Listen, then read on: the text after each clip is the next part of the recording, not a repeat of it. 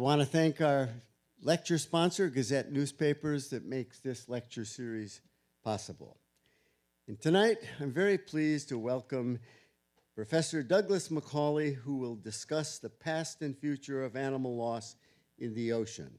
He'll provide a brief history of the ways we've changed the ocean, and he will examine the future of our impacts on the ocean, what they're likely to be. And he'll compare and contrast what we've done in terms of animal extinctions on land and in the ocean.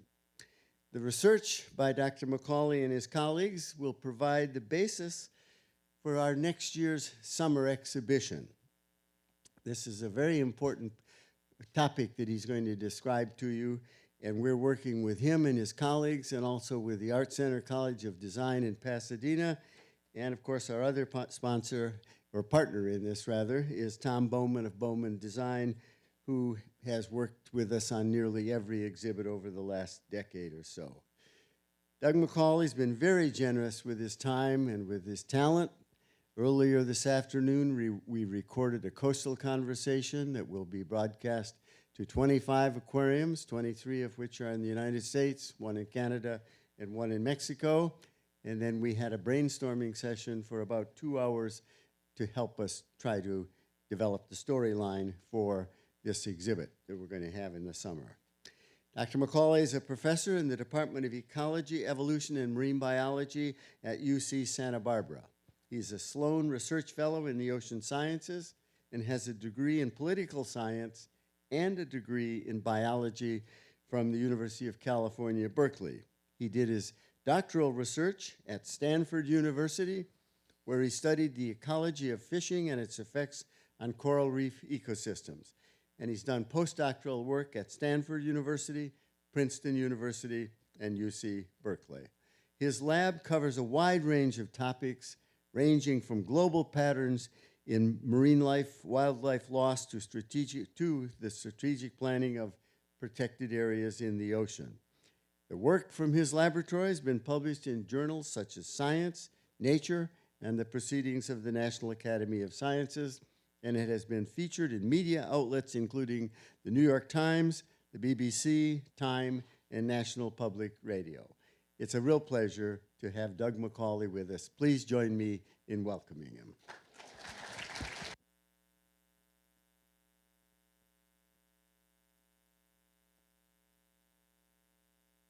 To be here. Can everyone hear me okay? Okay, great. So it's a real delight to be here for many reasons, one of which is that this is actually home for me, coming back to Southern California, Long Beach, Los Angeles. So it's a real delight to come back and talk about marine science. My first inroads here, actually, in marine science were done from a slightly different angle. How many people here in the audience are people that I served bait to when I was a little bit younger? Okay, we got one at least. Good. So I started actually, in terms of engagement with the ocean world, I started as a fisherman. At the age of 14, I was working on fishing boats right here in the port of Los Angeles, making a whopping $4.50 an hour. And then on top of that was paid 50 cents a fish for every fish that I managed to fillet by the end of the trip. Today, what we're going to do is we're going to talk about some problems in the oceans, some potential solutions in the oceans. One of the things that a solution we're going to engage is actually how to get people more interested and the importance of getting people more interested in the oceans. And let me tell you, if you want people to be interested in the oceans, and if you want them to care, if you had an infinite budget, paying a kid 50 cents a fish was probably the very best strategy to make him feel really invested in ensuring that there are a lot of fish in the oceans, right? I cared. I really got the message that keeping the oceans healthy, keeping lots of vitality, lots of fish in the sea was good for economies, good for ecology. And that's sort of the trajectory, using the inspiration that's taken me up here today. So at some point, decided that I was going to be more effective using my head than my hands, but this love for the oceans, this interest in keeping the oceans healthy got seeded into my veins very early on. All right. So what I want to talk about today is work that I've been doing in my lab that, as Jerry said, most recently ended up on the front page of the New York Times. This is an audience that I think would agree with me when I say that there's not enough marine science on the front page of the New York Times. It's really actually exciting to me and my colleagues to see it land there, because that told us that people actually care about what's happening in the oceans, that they're genuinely interested in what's happening in the oceans, as we were, right? So we're going to unpack the story here, which is really a story, as I was suggesting, about what's happened in the past in the oceans, what's going to happen in the next 50 years, in the next 100 years in the oceans, and how can we make that next 50 years, next century, something that we really want? And why do we need to make it something like that? Just as a first inroads to this larger discussion, a marine scientist or any kind of scientist usually doesn't sit down and say, I want to understand the 100-year future of a gigantic ecosystem like the oceans. You usually kind of take it a little bit more modularly, piece by piece, right? A physicist who's writing about the future of the universe doesn't necessarily on the day-to-day basis study the future of the universe. They study a particular spin of a particular subatomic particle, right? Well, these are my subatomic particles. They're things like this. A lot of the things that I study, a lot of the research that I do in my lab, now at UC Santa Barbara, a lot of the research I do in my lab is oriented towards understanding the ecology and conservation biology of big fish. Maybe this is a hangover from my days on fishing boats where everything was about finding and understanding big fish and in that context to beat them, right? My wife says sometimes this theme of big fish also speaks to some sort of latent insecurity complex. She's often right, I don't know, could be something there. But the reason at least that I tell myself, while there's this theme of large fish in a lot of the day-to-day science that I do, is because big fish, like these here on the screen, are fish that are selectively harvested, that are often in more trouble than other species, and we know, quite surprisingly, the least about them. They go often very far, very deep, and we don't have very much information at the same time that they're disappearing. So we'll do things like, in the top left here, find places on the planet that are thousands of miles away from humanity or away from civilization, to go back and find spots where there's still lots of these big fish. This is the world's largest parrotfish, Bulbmetopon muricatum. It's a fish that's the size of a middle school kid, right? So if you go out to the middle of the Pacific, sail 10 days to some of these spots, they still have lots of these gigantic bumphead parrotfish, and we can learn about them and their ecology by simply following them dawn to dusk, swimming alongside these fish, seeing what they eat, how much they eat, where they poop, where they sleep, sort of getting this beautiful high-resolution portrait about what they do. That way we know when they go missing on another reef, we get a sense of actually what the ecological consequences are of their loss or their absence. Sometimes big fish you can't swim alongside, so you use other tools. This is an example over here of a tool that we use to study manta rays. We're doing a fair amount of manta ray research in my lab, and you can't swim, certainly I can't swim alongside a manta ray from dawn to dusk, but you can use special tools. This is an acoustic camera that basically uses sound to make an image of manta rays, so we study their foraging ecology, how they move back and forth across a reef.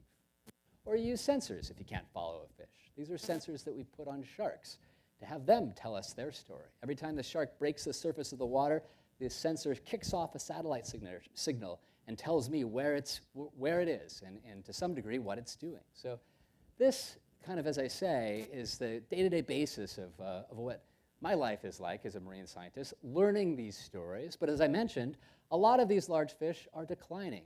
And in some ways, being a marine scientist that tries to capture some of these stories, you feel a little bit like a hospice care nurse for biodiversity, because each of these friends, these different species, each of these fish here on the screen, you get to know really well, and then there become less and less and less of them. So when we saw this kind of common theme of declines in a lot of the things that we really were getting to learn about and really begin to appreciate, that's when we sort of decided to step back with colleagues and have a larger view, try to make a broader and more ambitious statement about what's going on in the oceans. So we're going to explore that question, what's going on in the oceans, what went on in the oceans, what is going on in the oceans here together now.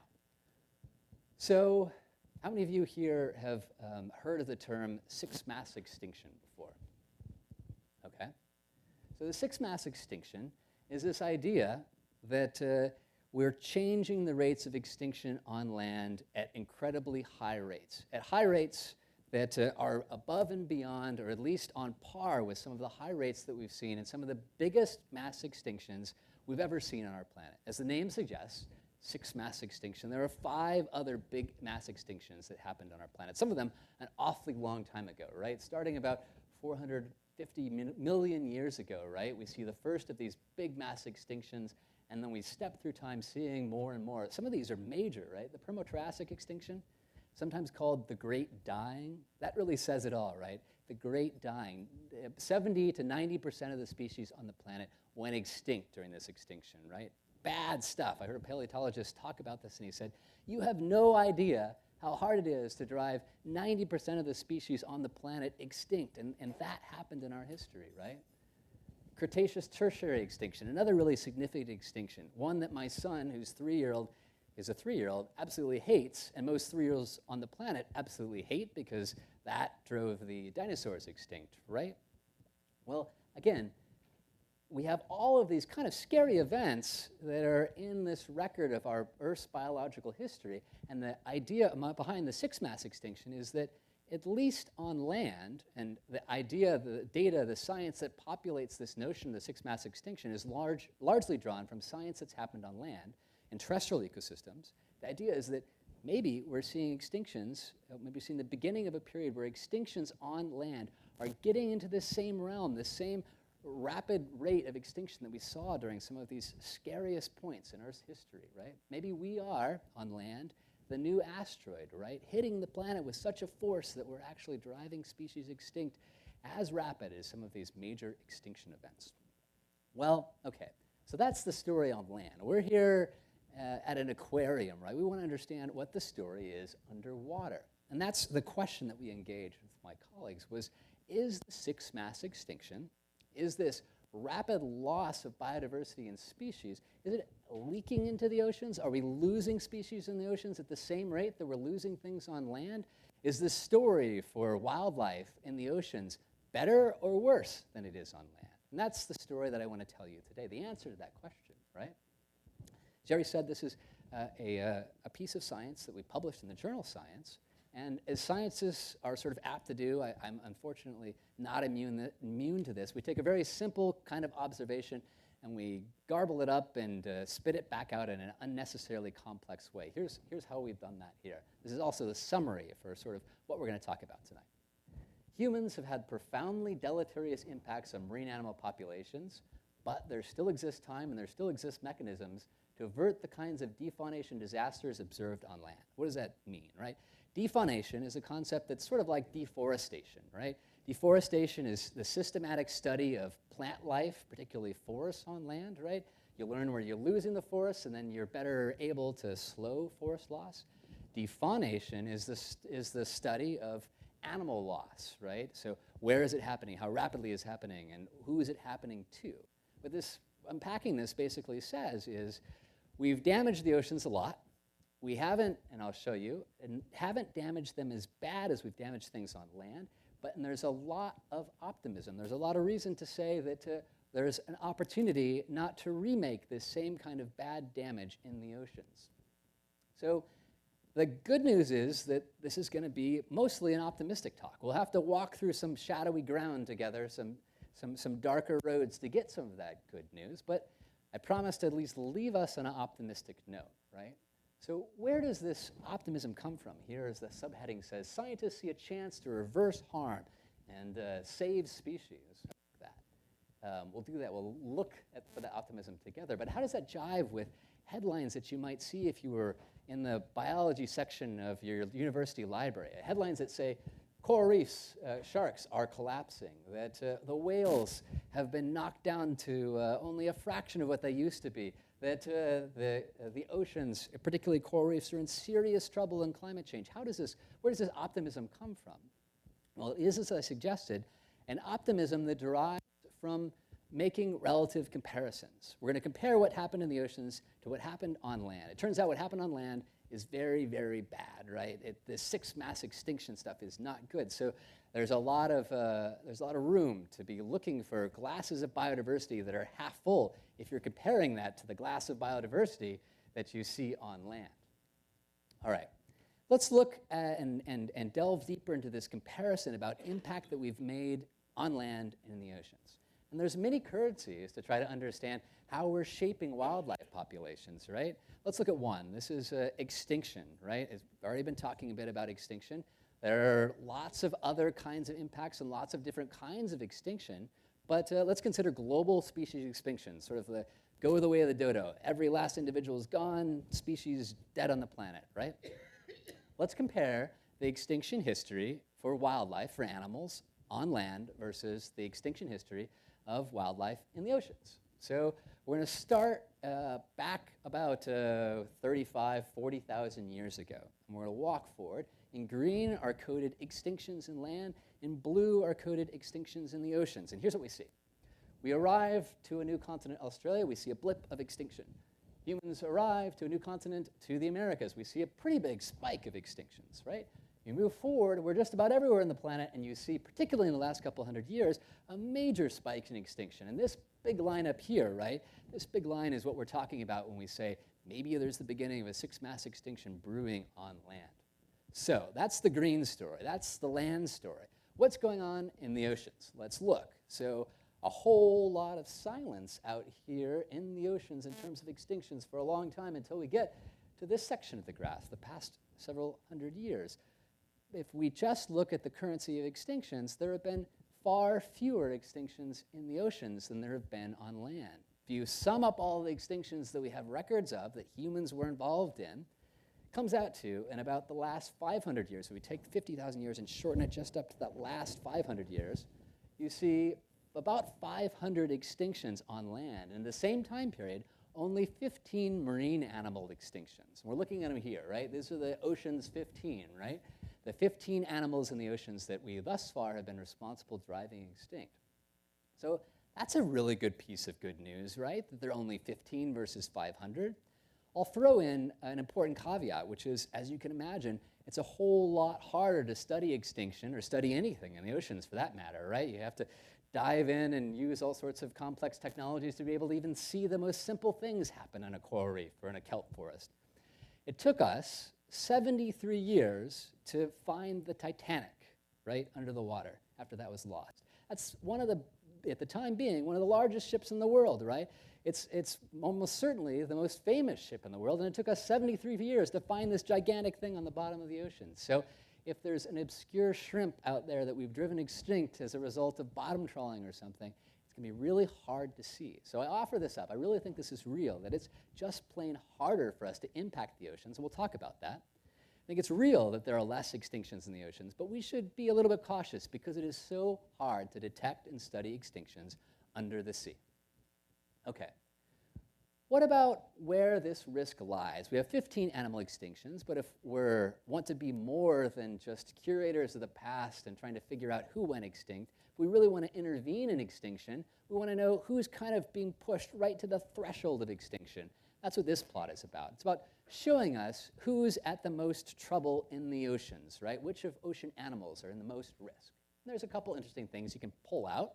We plot endangerment, we plot extinction, and we plot species that we don't know anything about. Let's look at some patterns together. First of these patterns is that if you move all the species that I've done here to this side that stay and spend their entire life in the oceans, and you move all the species to this side in kind of the green shaded area that at one point in their life put a flipper, put a paw, or come up onto land, you'll see that there's a lot more risk once these species come onto land. And that's probably a pretty obvious observation. So if it's us that is causing risk, once you come into our domain, you're going to be in a little bit more trouble, right? There's another interesting observation. There's lots of interesting observations. One more I'll draw out here is if you're looking at which species of fish are most at risk, if you want to know where to spend your conservation dollars, where to invest policy. Well, here we're looking at risk for ray-fin fishes, which are by far the most common fishes that we encounter, the most common fishes that we eat, versus cartilaginous fishes, which are things like sharks or rays, right? Well, we see a lot more red in our cartilaginous fish section, which suggests that sharks and rays are in much more trouble. They're much higher risk than a lot of our normal bony fishes, and that's true, and that has to do with the life history of sharks and rays. They're slower growing, they have less offspring. There's things about their biology that makes them more prone to being overexploited. And one more quick note that relates to this discussion about what we don't know about the oceans. Look at marine invertebrates over here on the right. That's a whole lot of black space. That's a gigantic black box, which is to say, we don't know a lot about the status of marine invertebrates, right? These are species that are either data deficient or by and large have not been reviewed. A very small fraction of the marine invertebrates in the oceans have scientists sat down and gone, okay, they're in good shape or they're in bad shape. So that means again, another important point where we need to be doubly cautious about the projections we make for the status of health for the oceans, because if you don't know anything about what's happening in these groups, it's hard to say whether they're doing well or not. Okay, so let's talk a little bit about getting to the future. This is some of the past, right? So a history of extinction and kind of the present in terms of who's at most risk and maybe pushed towards the brink of extinction. Well, let's look a little bit at the future. And our inroad to examining the future is actually going to be the past. What I've drawn up here for you is a chronology of change. We're going to walk through a little bit some of the major themes and how we've impacted wildlife on land, and then compare that to how we've impacted wildlife in the oceans. And I make an argument. My argument is going to be that the patterns by which we impacted wildlife on land are good predictors for how we're going to impact wildlife in the oceans. I'll draw out some patterns that we'll look at to try to essentially use the history of our impacts on land as a crystal ball for figuring out what the future of our impacts in the oceans may be. And we'll use that crystal ball to try to figure out whether we like what we see in there, or there's something else we want to do about that future if it's uncomfortable to us. All right, so on land, when you talk about something like the history of the way that people interact with wildlife, an important caveat here is that there's lots of narratives. It's complex stuff, right? I'm summing up 50,000 years, about 50,000 years of human environment history. So there are lots of ways to tell this story, but let me tell you the way that I see it when I review the data. I see three stages by which people interacted with wildlife on land. First stage, we're up in the upper panel here, is hunting and changing wildlife populations using very simple tools, using what's often called artisanal tools. So I mean like things like spear throwers or bows and arrows and things like that, right? Really simple tools. It turns out, actually, very hungry people with very good brains and very simple tools can have big impacts on animals. And we saw that, actually. The extinction spikes that we saw when people arrived to Australia and North America, that was people with spears and spear throwers and bows and arrows that were able to drive extinct things like mammoth, or at least play a major role in driving extinct animals like mammoths and ground sloths and a lot of the fauna that used to be in North America and other continents. All right, phase one, simple tools. Phase two, hunting animals directly, but using more complex tools, okay? So this happened on land about, let's say, 300 or so years ago. Not terribly complex tools, but things like rifles, useful transport mechanisms for the things that you're hunting, like trains. So suddenly, a little bit of extra technology allowed us to start exploiting wildlife on land at a much higher rate. We suddenly were able to actually impact and exploit animals on land and change population for some of the most prolific animals on the planet, right? So passenger pigeons. People who ever read accounts of passenger pigeons know that they're impressive, right? These are descriptions about an animal that would darken the skies when a flock of passenger pigeons would go over millions and millions and millions of individuals. With some simple technology, we drove these species, passenger pigeon, completely extinct, no longer with us, right, on the planet. So a little bit of an upgrade of technology, a big upgrade in impact that we can have on wildlife. That's stage two. Simple tools, complex technologies, but we're still hunting animals directly. Let's go to the last phase that I see here in this dialogue. What the last phase is about switching from hunting the animals to actually hunting their space.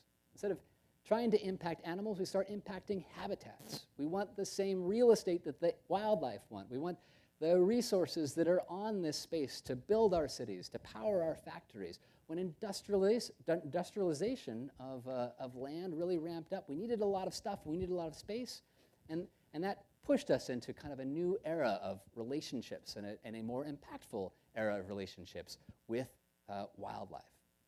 So where are we, if I'm suggesting that there's at least some common pattern on land and the oceans, where are we in the oceans, and how does the same story, the same narrative of simple tools, complex tools, hunting homes and not animals, how does this play out in the oceans? Well, similar beginnings at least. We use very simple tools.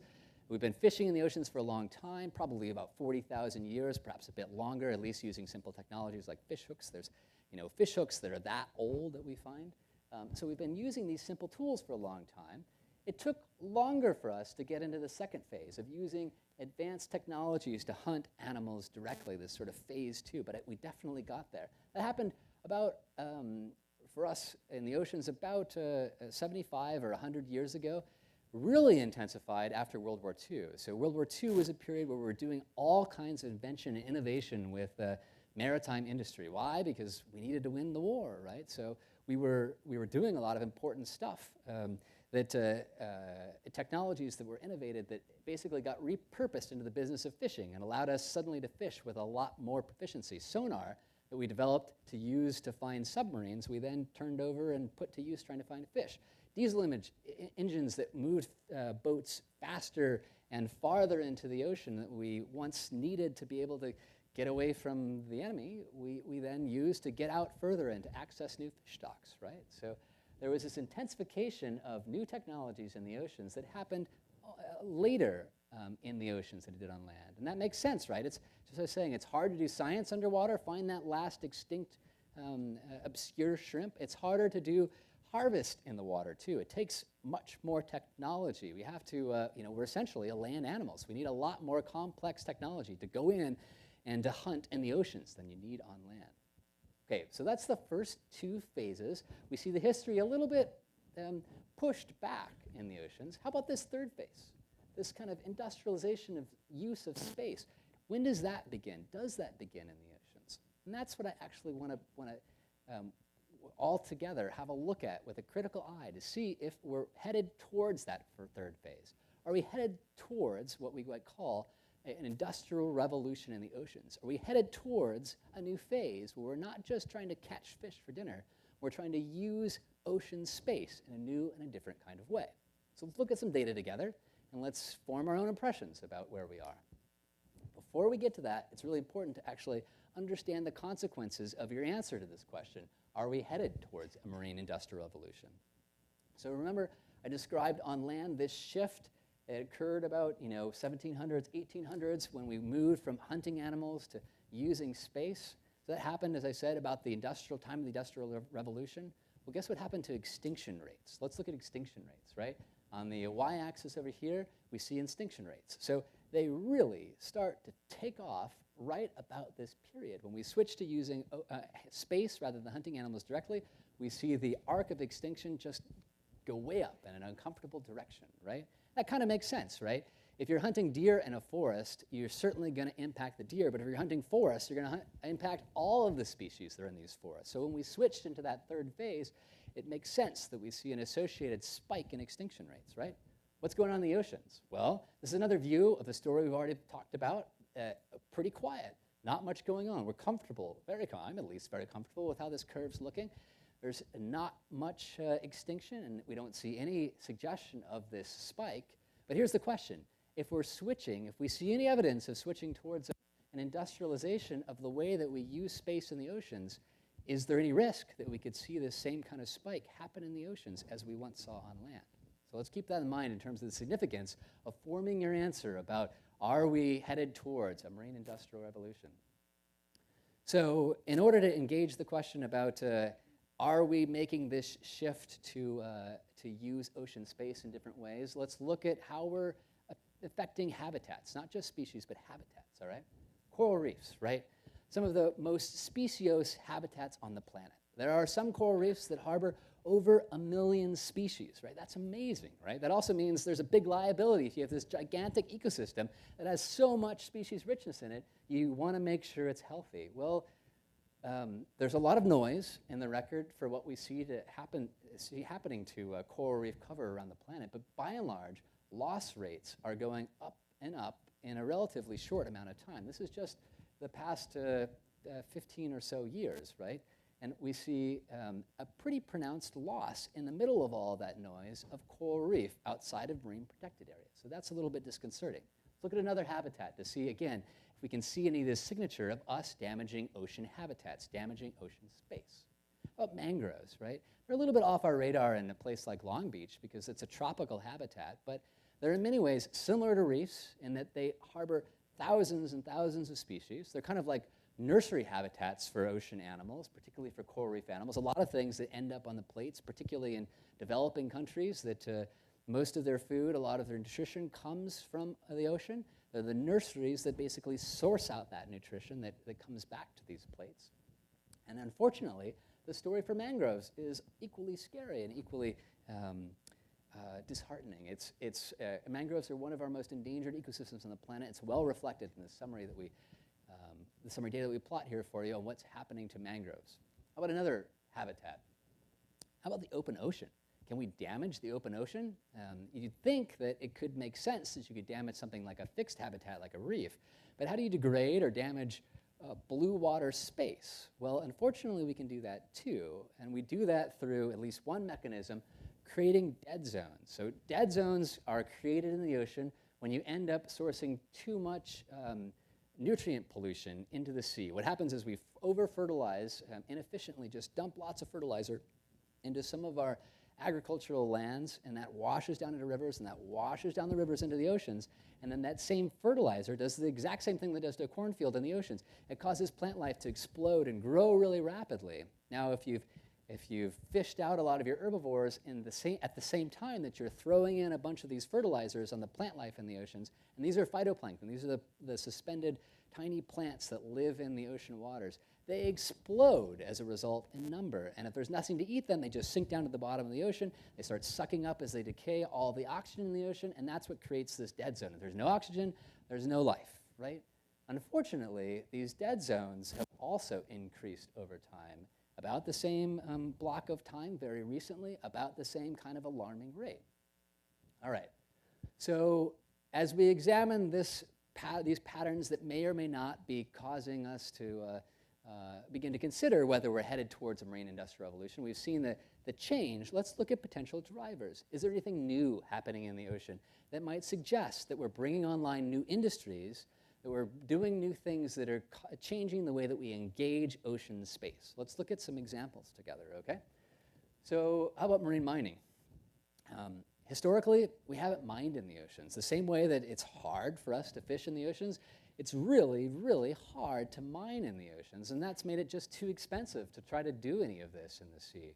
Until recently, very recently, we've started to build out technologies that are going to allow us to send down 300-ton waterproof robots to the bottom of the ocean to scoop up the sediment, scoop up everything that's down there, and send it up to these support ships, grind it up, and extract minerals, right?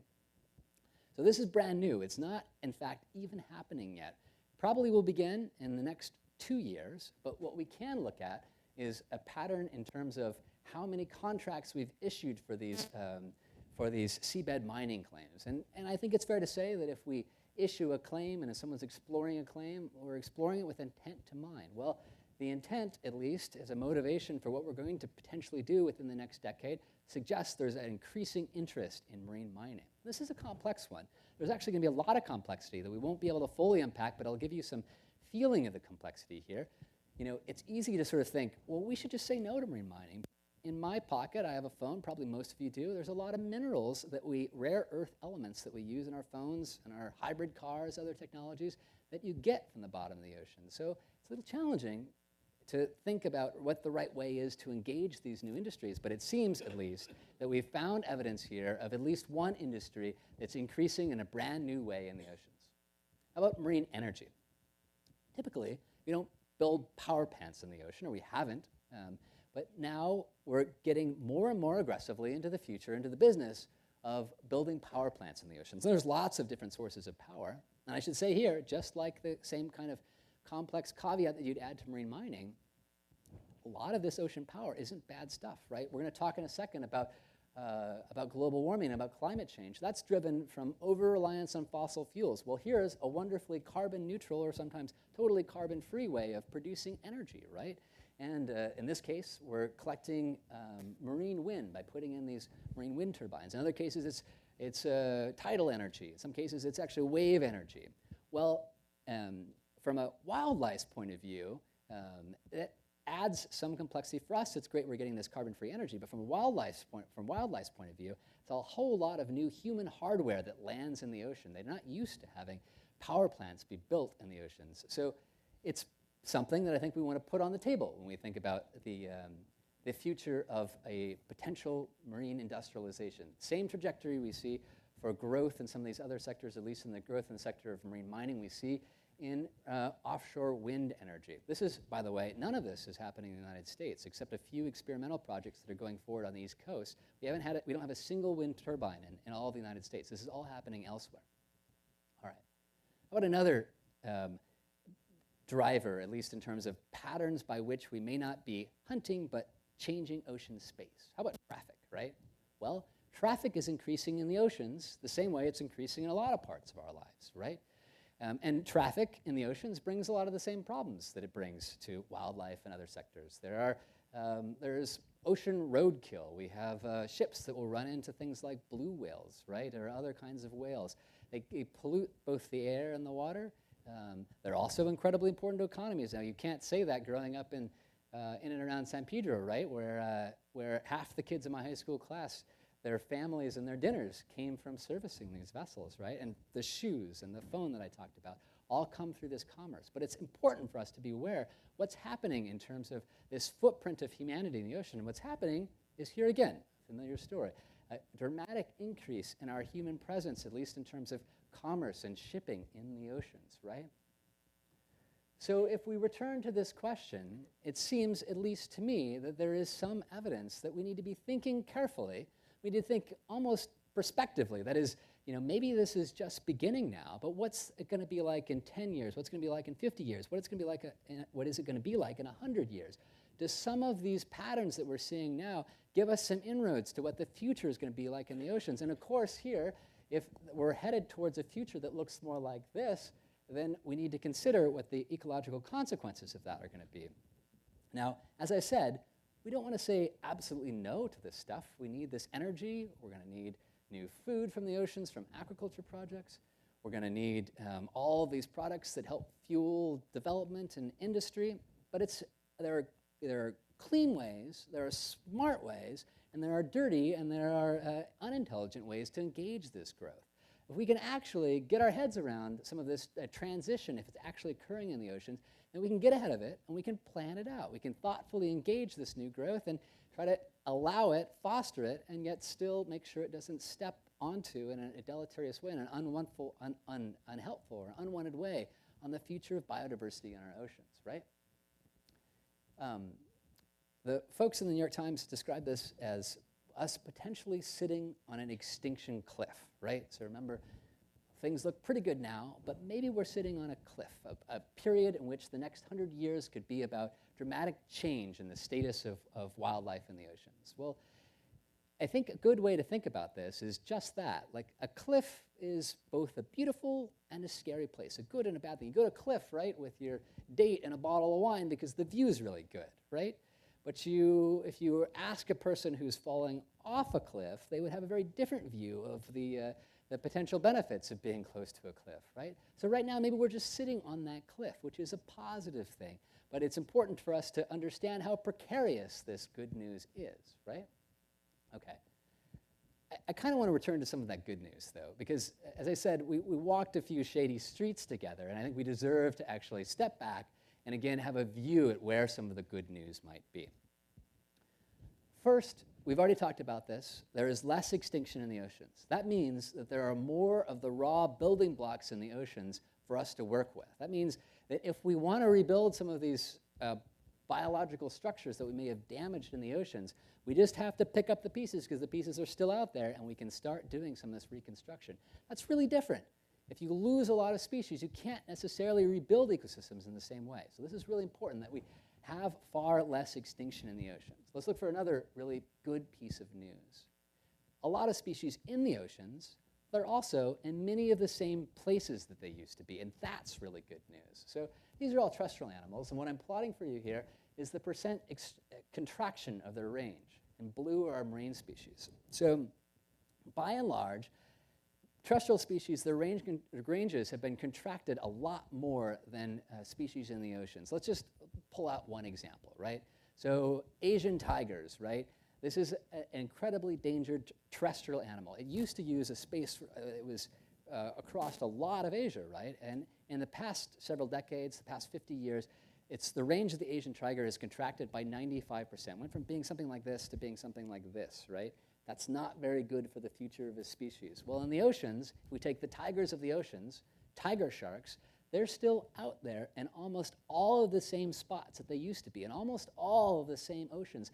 The ocean tigers are still out there swimming around. Now, there may be less of them. In fact, we believe that there are far less of them, but they're at least still out there. Their range hasn't been smashed down. So that's a really good piece of good news.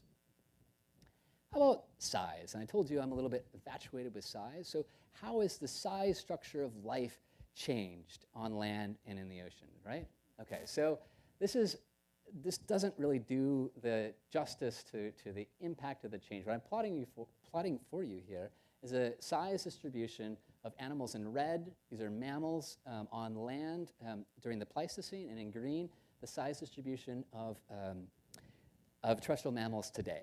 And the big deviation that you see in this plot, the reason it doesn't lay on top of each other is because there used to be a lot more, you see a bump in the red signature here, used to be a lot more big animals on land 12,000 years ago before we arrived in the Americas than there are today.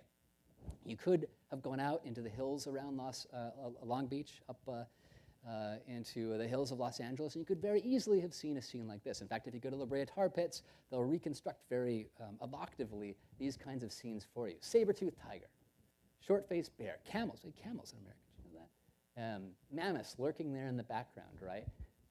This is a very different kind of hike that you would have gone on in the Pleistocene 12,000 years ago.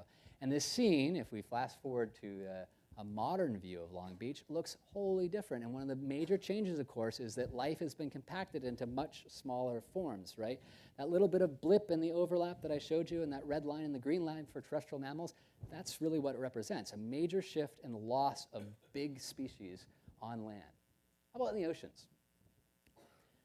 An almost perfect overlap of the distribution of sizes for mammals in the oceans during the Pleistocene and mammals in the oceans today, which is to say that size hasn't changed. That's great. That means that the biggest animals in the oceans are still out there, being big. Blue whale, the largest animal that's ever lived on our planet. This is like the mammoth. It's like the dinosaur, right, essentially, in terms of size. It's still out there swimming around in the ocean, something whose heart is bigger than a car, that you could swim through some of its blood vessels. This thing is still out there, being large, being beautiful in our ocean backyards, right? So the fact that the megafauna, as some people call them, are still out there is another piece of positive news for the oceans. How about very quickly a few solutions, right? Or at least a few ways in the end here to say, if we're uncomfortable with some of the potential risks, the precariousness of where we're sitting on this cliff, and if it feels a little bit too unstable to us, we don't want to be headed towards some of this future that looks like the kinds of change that we engineered on land. What are some of the tools that we can engage to make an ocean future that feels more comfortable to us? Okay. How about parks first? Everyone knows if you want to see wildlife on land, where do you go? You go to a national park, and you sometimes see wildlife at far too close an encounter, right? The same goes for life underwater, right?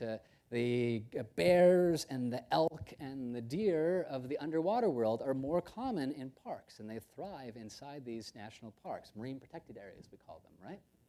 So where are we in terms of setting up underwater parks, setting up marine protected areas? Well, we're a little bit behind the curve in terms of land, in terms of how this ranks relative to land. We have about 12 or so percent of the land is protected. This is across the entire globe. We have only 3% of the oceans that are protected. So well behind the curve there in terms of protected areas. Now, what kind of protected areas do we need? This is one of these exercises where a scientist, myself, would spend and did spend weeks and weeks collecting data, poring over patterns to tell you something you probably already knew. Sometimes that's our business, right? What this tells you is, answers the question of, do animals in the oceans move farther than animals on land relative to body size. So you took something like a lizard that was the same size as something in the ocean, like a fish. Who moves farther? Who uses more space, the fish or the lizard? Well, this is the obvious part. The fish uses a lot more space than the lizard does, okay? We throw up hundreds of these different plots for different species in terms of how much space they use, and then you throw a red line across this graph that shows the median size for a marine protected area. You can see that marine protected areas, by and large, our parks in the oceans right now are sort of boutiques. They're little tiny marine protected areas, maybe close to 8 kilometers or so in size. And that's much smaller. See the number of blue dots that are sitting above that red line? That means there's a lot of species in the oceans that use a lot more space than our parks. So if your parks are smaller than the space that your animal needs, that's not particularly good as a management strategy. But thankfully, we're doing something really exciting in the oceans. We're making parks that are huge. We're making parks that are much larger. But just look at this blue line. This is a line that shows the mean size of parks in the oceans. Pretty small, like I said, until you get to about 2005. And then you see this gigantic, totally off-the-charts change in the size of protected areas.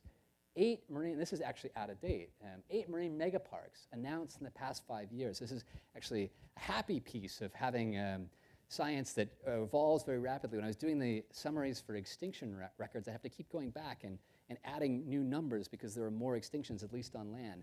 Here, this is exciting for other reasons, or interesting for other reasons, because in the past year, in 2015, we put a whole lot more of these gigantic parks. In 2015 alone, we've put mega parks, these gigantic parks, some of them bigger than the state of California. We put about 1 million square miles of mega park into place in the ocean. That's a really exciting thing. That means that this problem of having too small parks, maybe we're getting closer to solving that. And these are really wonderful spaces. The areas that I was talking to you about where you go down and you swim with these parrotfish for days on end, right? Or at least for hours on end, days in a row. This is one of these new megaparks. And this is one of the reasons why I love the oceans. This particular megapark in the Pacific, probably weren't aware that we had this gigantic section of the Central Pacific that the US owns. It was originally set up by George W. Bush, made this massive marine protected area. And Obama came through and said, I love the idea. I want to make it 3 times as big. So we expanded this marine protected area. And what I love about the oceans is when we ever find another instance where those two guys did something together, right? This is just a realization that there is a great need and a great importance for doing things like this for the oceans. And people all across the board are getting on this train, right? All right, well, parks in the oceans are one solution, but there's a lot of space that isn't viable for parks. And we need to think about solutions beyond the context of parks. 67% of the oceans are high seas waters. That's areas that are beyond the international boundaries of any country, beyond our exclusive economic zone. These are essentially no man's land. And this is what they're saying, is that there's this gigantic section of our planet that is no man's planet, is owned by no country. And guess what? If you're owned by no country, and if things are essentially lawless in this space, we act lawlessly, and that doesn't turn out very good for biodiversity. So one important thing we need to do, in addition to thinking about parks, is thinking about what to do in this gigantic section of the ocean world. And happily, we're actually just now beginning in the United Nations. They sat down and they said, this doesn't work. We don't want a future where we have so much of the planet that's uncertain for biodiversity. And they made a legally binding statement that they're going to sit down and form a new treaty for biodiversity in the oceans. This is going to be a really important thing, I think, for engineering the future we want in the oceans. Now, one challenge is figuring out, and this is just a bit of a sidetrack, but figuring out how do we actually manage biodiversity in these spaces. If we have these protected areas that are the size of California, but you don't have a single police officer in some of these gigantic protected areas, or if we start talking about the business of protecting the high seas, this massive section of the world, how are we going to enforce what goes on out there if we can't even see what goes on out there? And the solution is not trying to going from 1 policeman in an area the size, ocean area the size of California, to 3 policemen. It's about using new tools. This is some work that we're doing with collaborators at a group called Global Fishing Watch that tries to observe where fishing is happening and give us information about where it should be happening and potentially where it shouldn't be happening, and how to enforce some of these gigantic protected areas that we see going up around the planet. So technology can help us make these kinds of policy changes much more impactful. In fact, these policy changes may actually be useless, maybe teethless, without these kinds of smart new ways to process and see our world. Okay, climate change, right? So climate change obviously is a big deal. Big deal for the oceans, big deal for thinking about the future of the oceans. We're essentially engineering a future where the oceans are going to be hotter and more acidic, and that's bad, right? We can set up parks, we can think about the high seas, we can go on and on about trying to protect and manage ocean fisheries, but if we don't engage in these conversations about climate change, we're going to be in serious trouble. Sort of think about if you had an aquarium at home, and if you were to turn up the temperature knob on that aquarium, and at the same time you're going to go and take a little bit of battery acid and start dripping bits of battery acid into that aquarium, well, you can do whatever you want to the aquarium, to the fish. If you don't manage that problem, or at least try to slow that down, then you're going to have a bit of a mess in that aquarium. The same thing happens for the aquarium that is our global ocean, right?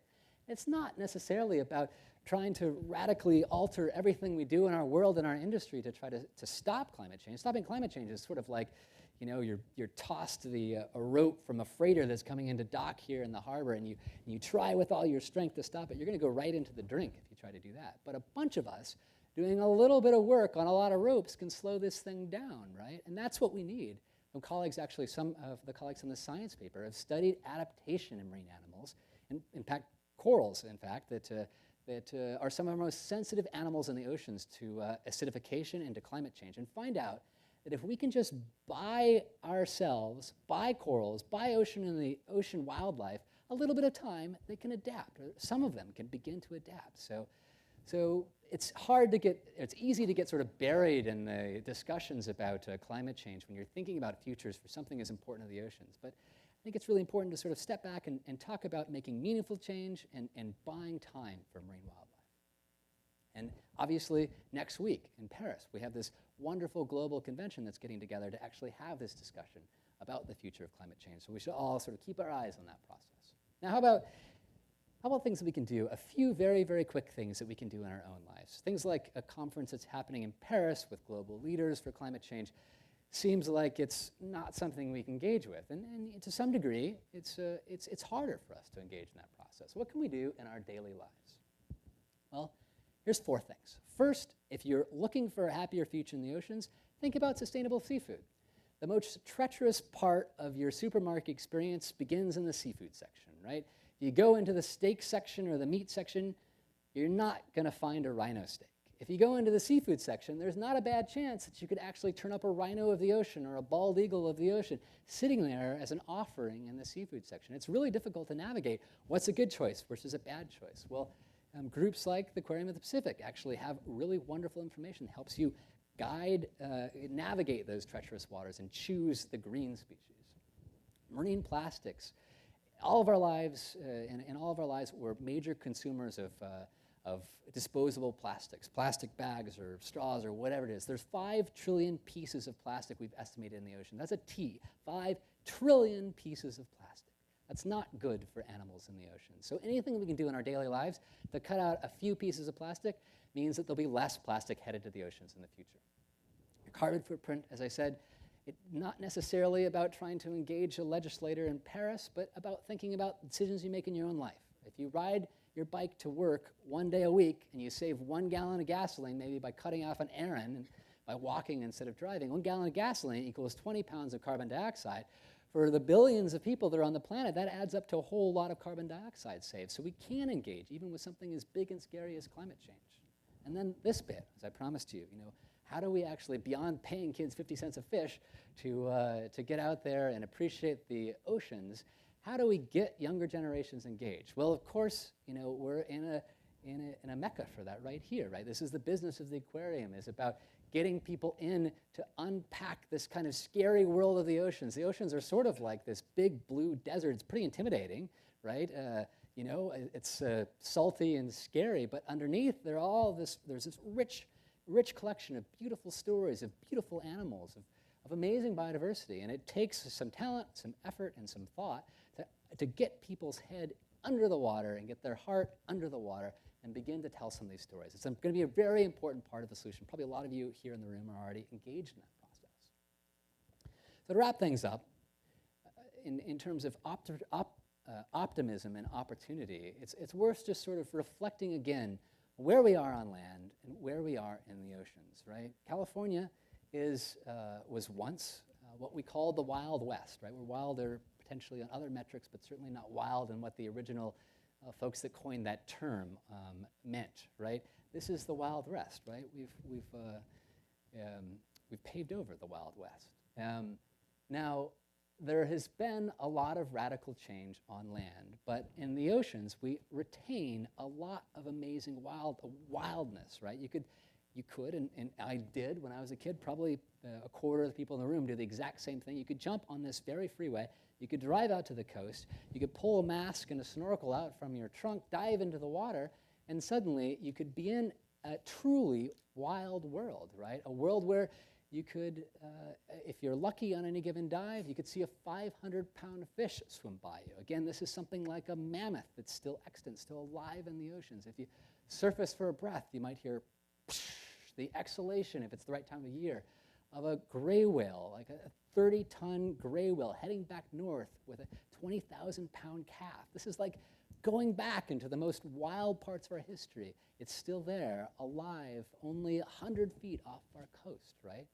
This is a wonderful opportunity, as I said, and it's also a wonderful source of optimism.